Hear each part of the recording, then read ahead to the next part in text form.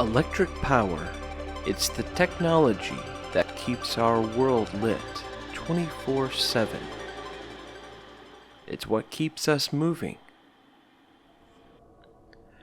We found novel ways of generating it and have integrated these new methods of generating renewable electricity along with the older style fossil fuel power stations. We're able to efficiently distribute this electric power over thousands of miles. Today, let's delve deeper into an important aspect of the modern electrical grid, the distribution transformer.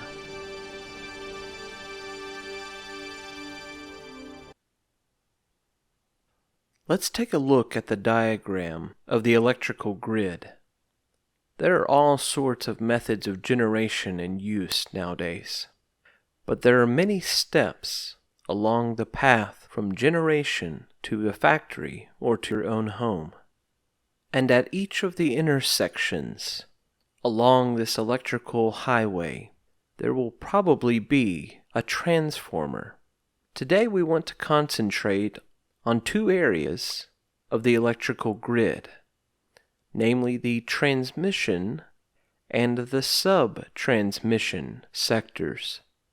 Transformers are an important part of both of these segments, comprising high-voltage power transformers and lower-voltage distribution transformers.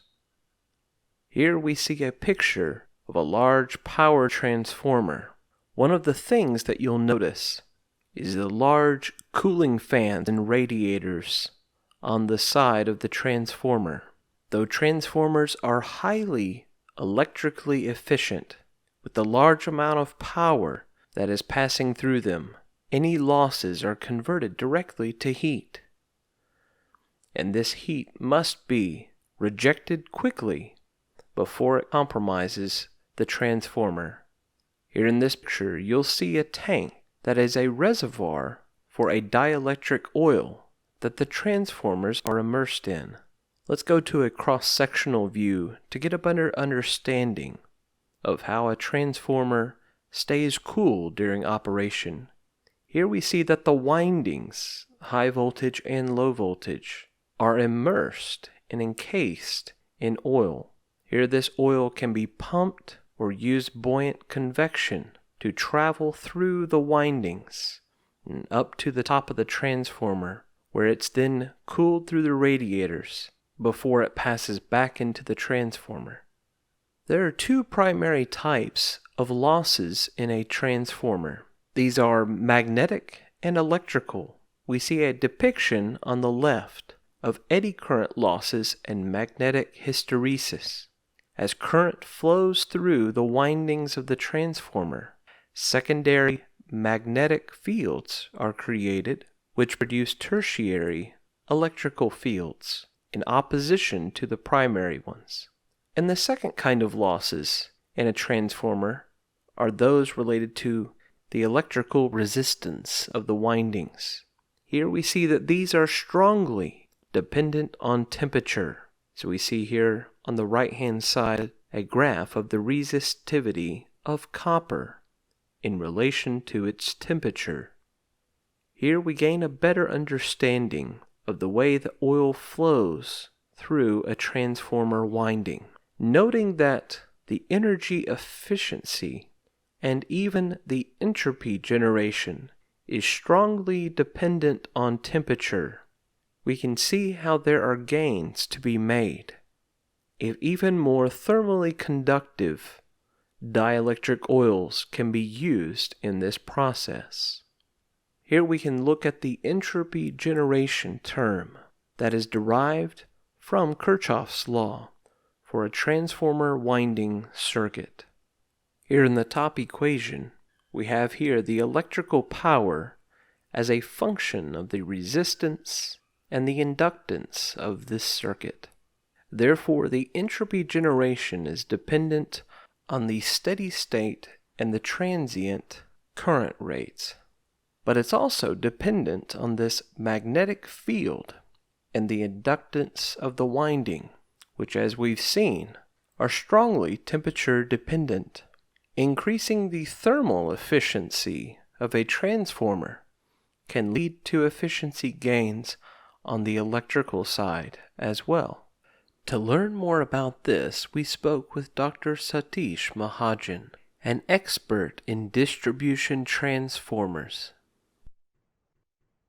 Transformers really don't have any moving parts, but still there are losses.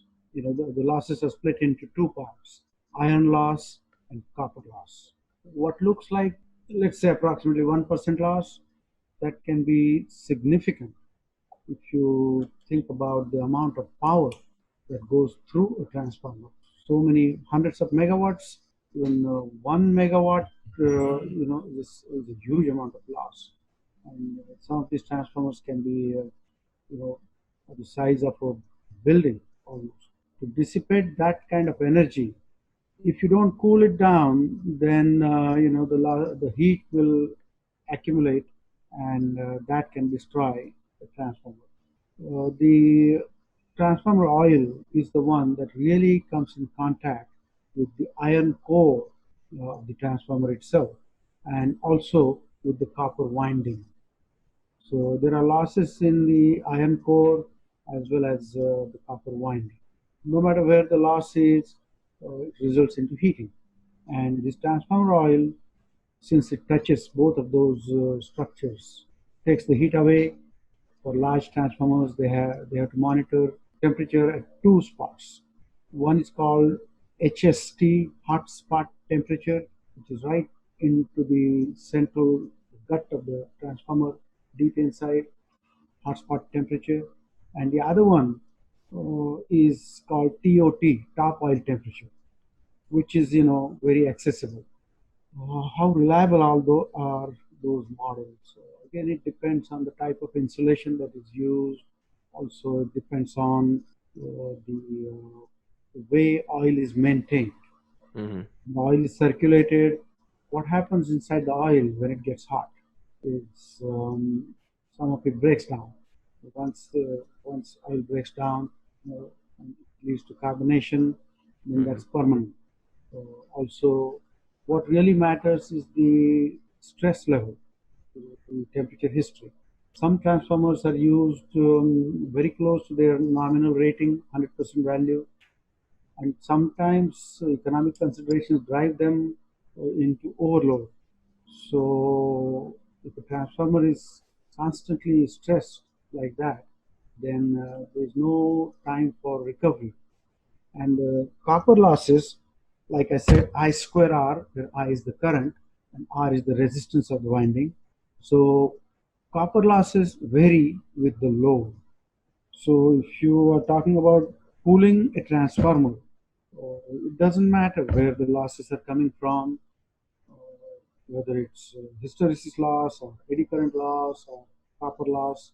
Losses are losses, and like anything else, if with efficient cooling, sure, it will bring up the efficiency. I thank you for your attention on this presentation on the thermodynamics of distribution transformers.